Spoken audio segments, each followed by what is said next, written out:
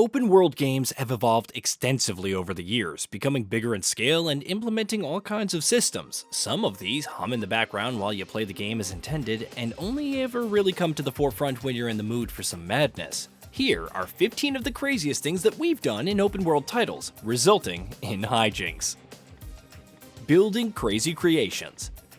What's the one common thing between Starfield and Minecraft? The crazy creations that each game allows you to make. A ship without a center of mass allowing enemy fire to pass through and never hit you? The options are many and insane.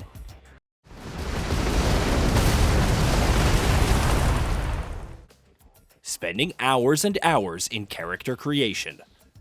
This applies to any game with an extensive character creation toolset, like Baldur's Gate 3. However, Skyrim is where it truly got out of control, and Starfield expanded on that further with more options.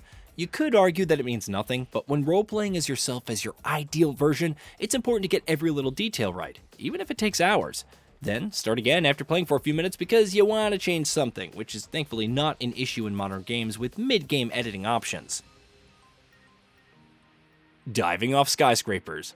2023 was the year that Saints Row developer Volition closed down. The series will continue, but it may be impossible to top Saints Row 4. What other open world games allows for superpowers, weapons that fire black holes, or summoning mechs? However, our favorite thing is diving off of a skyscraper and causing a massive explosion. Does it serve much purpose given how late you get it?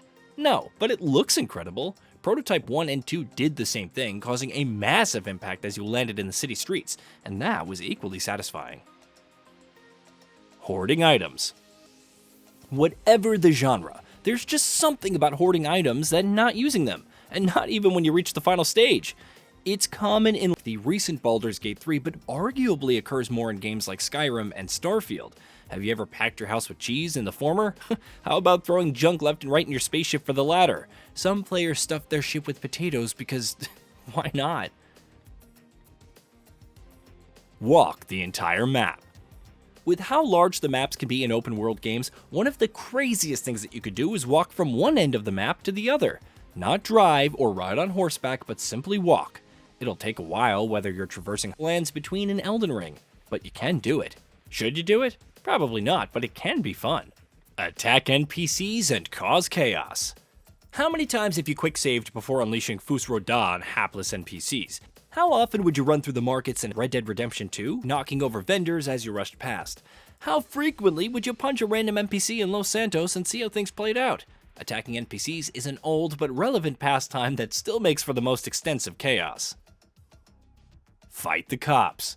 Grand Theft Auto is infamous for the extensive battles that you can have with the cops, with Grand Theft Auto 5 being the craziest yet.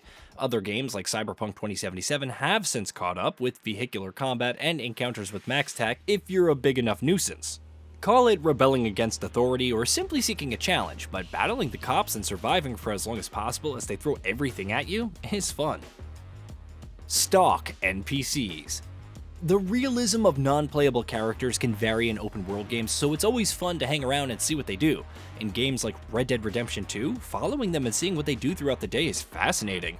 One NPC gets up early, tends to his farm, makes food, and then hangs out in the evening before sleeping.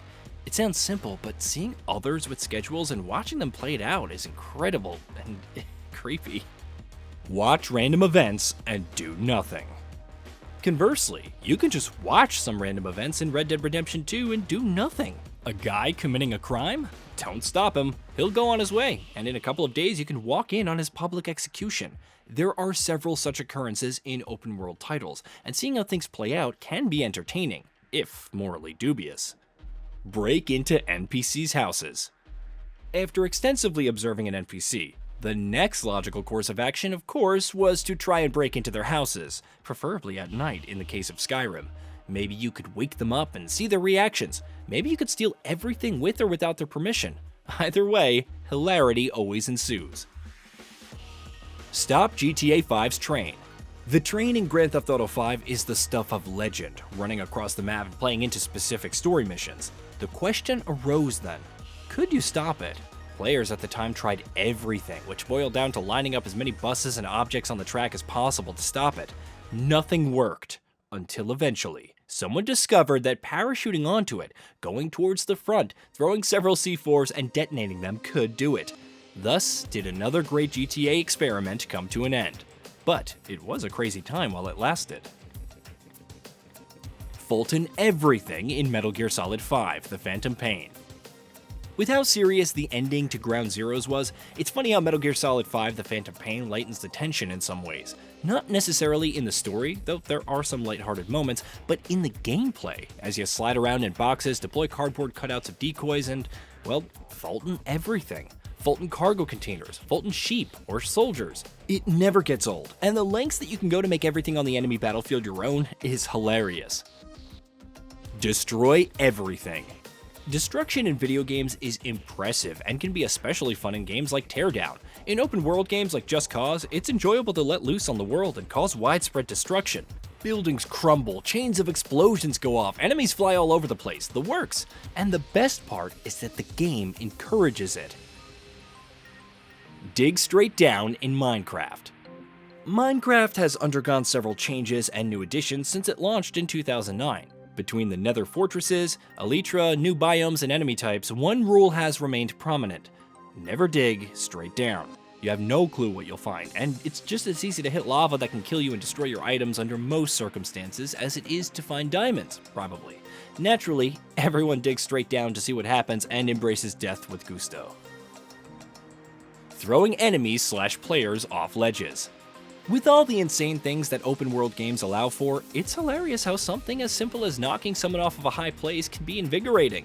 Drop-kicking zombies off a rooftop in Dying Light, kicking bad guys off cliffs in Grand Theft Auto 5, and even just hitting another player and watching them plummet to their doom in Minecraft, it never gets old.